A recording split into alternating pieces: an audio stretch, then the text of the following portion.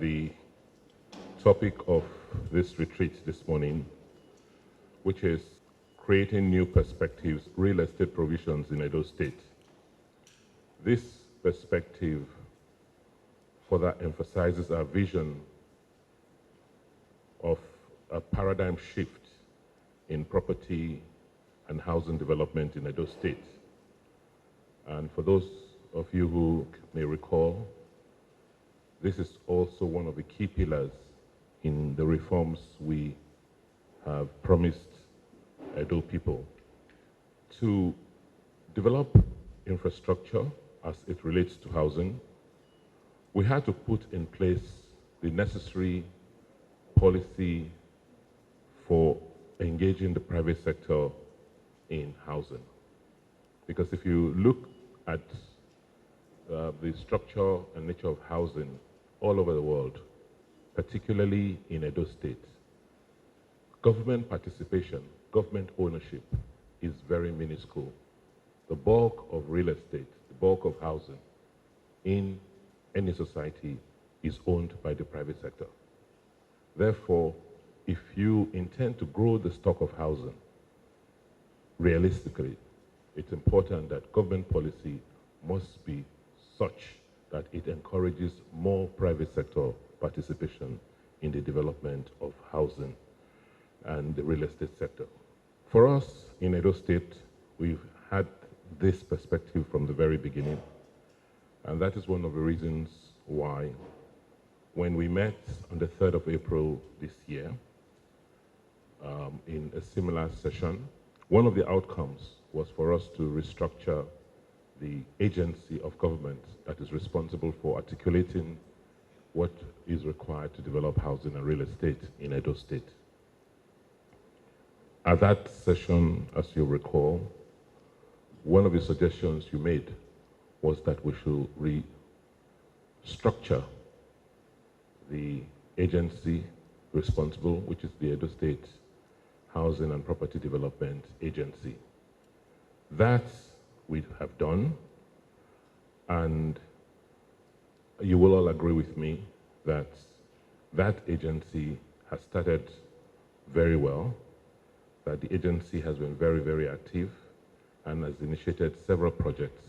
You all recall that sometime early this year, we had the privilege of going to lay the foundation in the company of the Vice President of one of the initiatives of the agency, which is the Emota Garden Estates, which they're currently building in collaboration with a company that, a global company that is involved in real estate called Mixta Africa.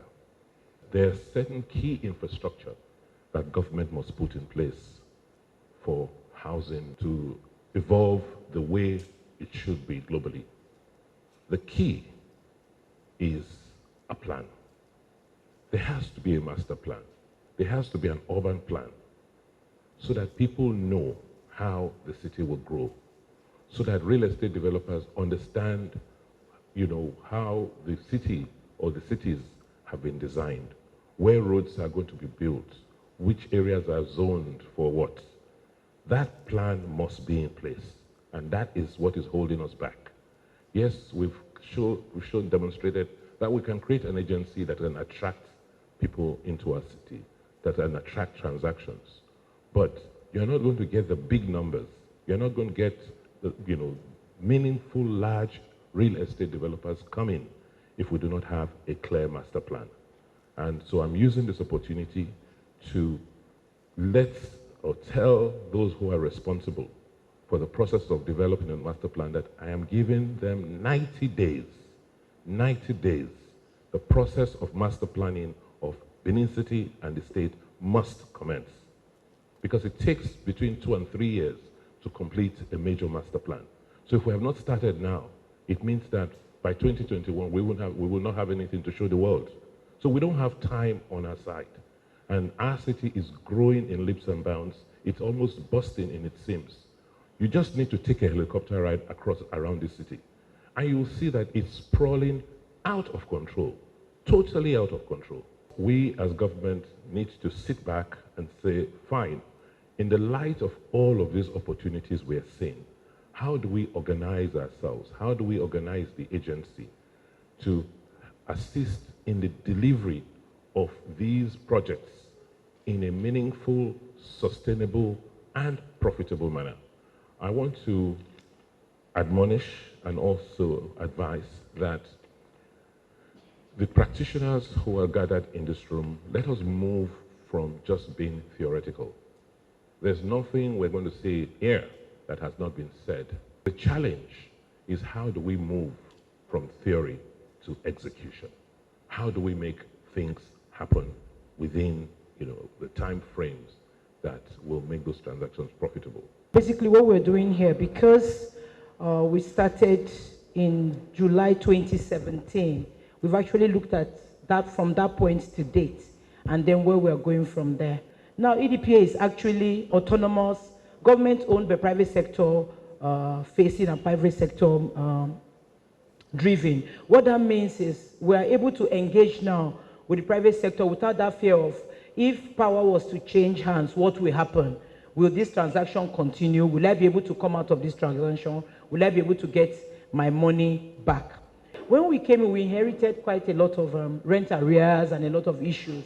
And the first thing we did in the restructuring was to try and put things in perspective, get a clear idea of what we were grappling with, and then put programs in place to alleviate those issues and move to where we want to go to. I need to understand, this was an agency that was warehousing a lot of government housing assets, but it was stored in such a way that we could not really get a clear picture of who owned what we were doing now, what had been done in the past, and what were the current status of their investments. And then poor working tools and poor working environment was a major issue as well. So what did we do? We looked at different things and started with, let us start with what we know and move to what we need to do. So if we're going to, before we start doing new projects, the ones that we have, how efficient are they? What information do we need? How do we use that to do a needs assessment to know where we need to go to?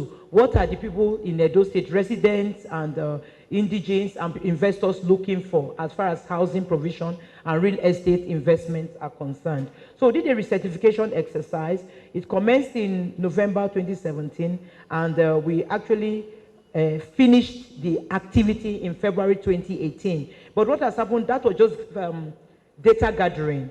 After gathering the data, we came back to the office to put them into some form of sense that we'll be able to work with.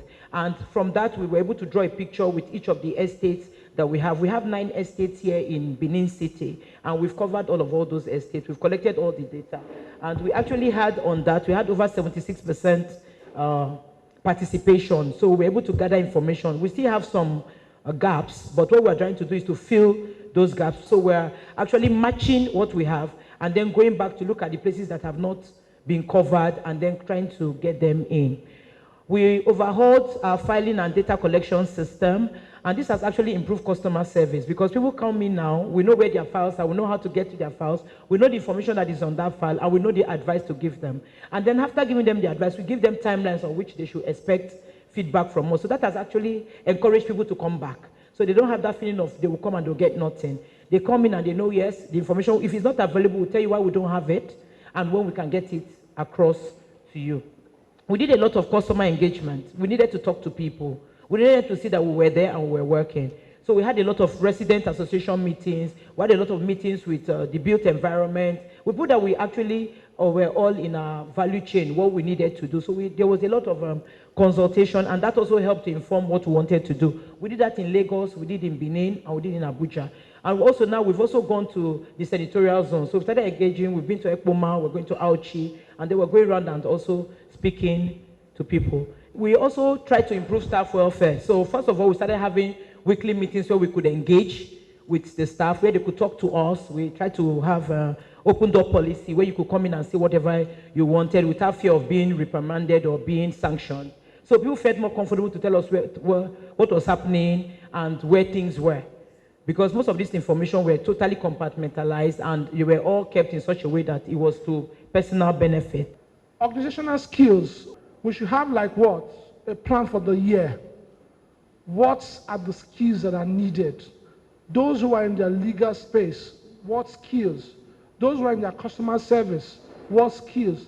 Those who are in the property space, what skills? Those who engage clients, you have to have a lot of soft skills, negotiation skills. A lot of people don't know how to negotiate, and some of them are very bad losers. Negotiation has nothing about emotion. I put to the table value, bring in value, I allow some go, you allow some go, and we come to what? A common ground. Basically, a win-win.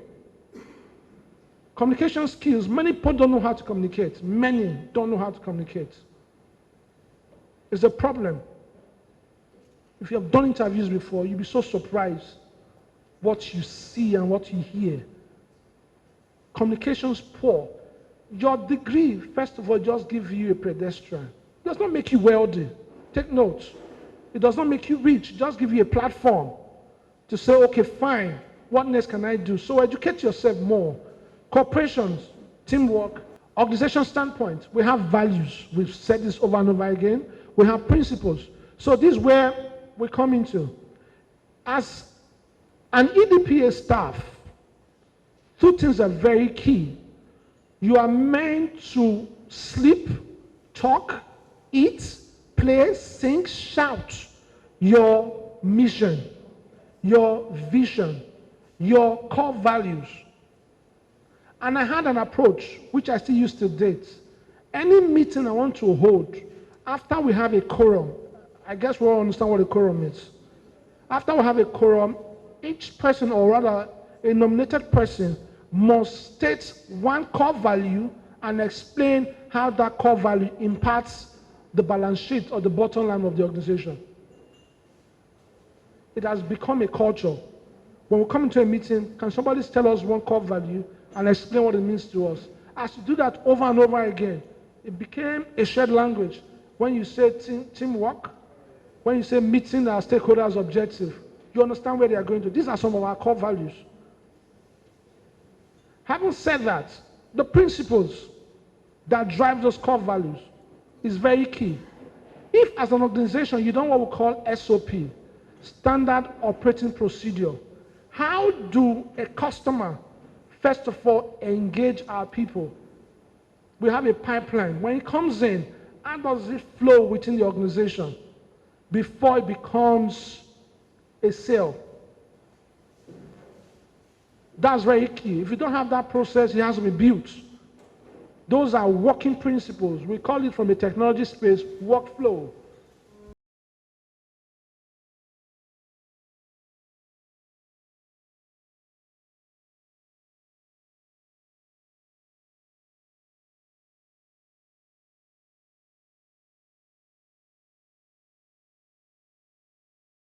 Public Secretary to the EDPA, the department would ensure the following.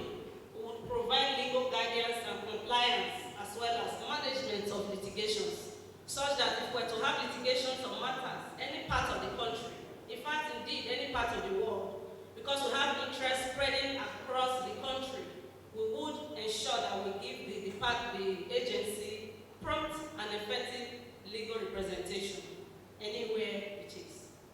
We'll provide prompt legal services within time limits. We find out that time limits is very important for our partners, people that want to partner with us.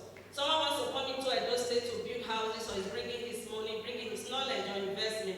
He needs you to react, to let it in timeously. There are documents to be prepared, documents to be signed. We would ensure that these are done within time limits, so that our partners, our clients, will not have to be waiting for us. Rather, we'll be waiting for them and telling them we are ready. We will protect the interests of EDPA and promote upfront consultations to avoid unnecessary litigation. Experience has shown that many times some litigations are very unnecessary.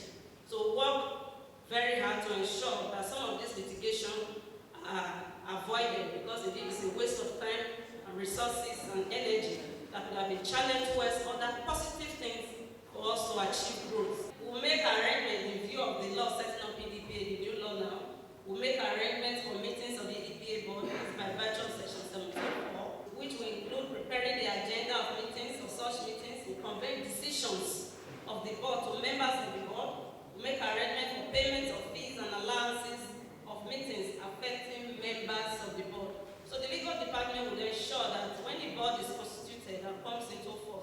that their needs, their aspirations are also met and taken care of at all times. The reason be say, we don't dey work like this since July last year.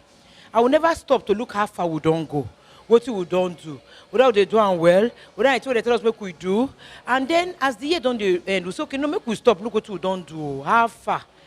And also, we don't want to make it job be saying only us just dey look and say, tell us how you do well, you do well. We want make other people look us too. Make they tell us, this area una not doing well, oh. This one are doing well, oh. This one are supposed to join them. And then next year they come, want to also let us know, say, na so we won't do next year. How una see am? Make a oga we employ us, oga governor tell us, no. Now this has make una waka go. Muna no waka go like this. And they won't give them, say, this is our report card. Make una look at how far. We pass a bit, we fail. They won't make everybody when they for the when they EDPA also understand, say, this is the reason why I make governor give us this work. Oh. So whether na cleaner you be, been a driver, been a worker, anywhere where you dey work for EDPA, you need to understand, say, the work now, anywhere you dey, as you did, you dey contribute to the thing, the vision when our governor gets for the state regarding housing, regarding real estate, regarding property. So now make we call them. I also want to say, "Una do well, oh, thank you." Those who don't work, we don't want to say, we appreciate una say, "Una try." And those whenever they not recognize this, we tell us, "Say, make una work hard next year, una tongue will come." The truth be say, our life depends on how our value system be. If we get better value system where our ethics, as in our way of life, the way they do things, mostly the better part of our lives, so they do the thing way correct, the thing way nice. We can't use and teach our people for EDPA. We go become better people with good brand where everybody go want to associate with, because our integrity for English, where we say we do things right, you go can't trust us, you can't believe us. So anything we talk, say we go do them. By so doing, everybody go want partner. Come join EDPA, do better thing, and everyone could enjoy for this venture. The event will happen today. It's good to provide information, but beyond the event will happen today, to sustain program will go benefit everybody. This government don't show say it get hard for the people to even start program like this. The next step now to make them affordable and make the benefit they go down. That's not the next thing they're supposed to do. So the kind of house where they build, the kind program where they go structure, how people figure money buy the house, the period where they go take to spend or they could take to pay for the house, all of those things, they get to sit down, think I'm very, very well, think I'm very, very carefully, make a fee benefit average person, not be only big people for the state. Honestly, this kind of thing they happen before. The chairman of EDPA can't call everybody, say, make we come sit down, stakeholders, make we come think, rub mind together, say how this motor garden go take work where what it will go do when the thing go be of benefit to everybody, whether the big or the small, for those people, how the thing go take good for everybody. Now what will they do here today? Now be that, and everybody don't they contribute. How the thing go better? How we go do and make it be say when people when go buy property for there, they no go lost money. For a motor garden. Now, very welcome development for our state. And the reason I say, if you remember, the last time we get what they call gated community, where security go day, water go day, light go day, it don't be like more than 10 years ago. Now we get that one last. The last one I remember, now for near airport road, now they set them up then. But again now, with a mountain garden, now the kind of thing where people they look for. As they do that 1,600, now people they build the place. Now people go provide services for the place. All those things now what they call the job chain. So as one they get, another person they get. So we like and well. For in fact, then they help us do our own work of bringing investors into the state, which also we are very happy. So we collaborate with them well for this matter. A motor garden, they meet up goal 1 and goal 11. Goal 1. They talk about no poverty. Go to 11, they talk about sustainable cities and development. So you can see, say, when you build houses, 1, houses where people fit access, where normal person fits at least contribute money small buy, that they reduce the poverty. So you go say shelter, very important. One of the good things for life where you need, now 1, shelter. If you put roof over your family head, now number 1. Then you go reduce the poverty. Then 2, to be able to have good environment. A mountain garden, they provide not just the house, The area where they put the house, the road, they go build everything, go near school, go near small shop where you go feel own shop around that. Now, good estate development be this one. The one where they do for Bodo, but they bring that to us for here. So for me, that's my SDG. That's why I work with Madam Isoke to make sure, say, we go do this motor garden, even spread them to other places for Edo State. But this suits me well. If I say, but you know, suits me, na lie I talk. Because it didn't come as a surprise. In the sense that, say, they see people where they appreciate hard work. Like our boss. Maybe today I start work. But to come see person appreciate my work and come give me award. My belly sweet me well. And I thank him. And the experience since I work for EDPA, I don't learn a lot of things. Maybe say different from where they work before. As a civil servant, they work for different places. And as they work for different places, you did learn many things. As I come EDPA, I learned a lot in terms of real estate management, which I don't know before. So many things the way I can't know, I don't know before. So it has been a great improvement to my own way of living, knowledge and all.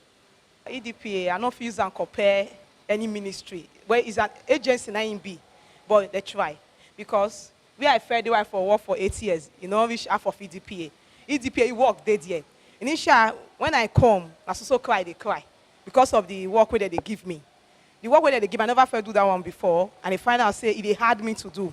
But I happy today now say, Madam, Omo is okay. Our amiable mama, the executive chairman of EDPA, you don't teach me many things I not sabi before. So I really thank her. She be like my mom. I say God will bless her. She's a woman where they drive people to get the real thing. Now, person where you go like emulate, you go achieve success. She tried to work with few staff, achieve what we achieve. So now day and night, she tried. I respect her. Since when I work for there, it don't no benefit, nothing. But when this is okay, almost come. In every 2 years now, I see my benefit. Hey, me not here. On I got some more. There is me. In my head, one there. Emma, and in my head there. It's okay, oh yeah, man, and the now. Oh, do Amen.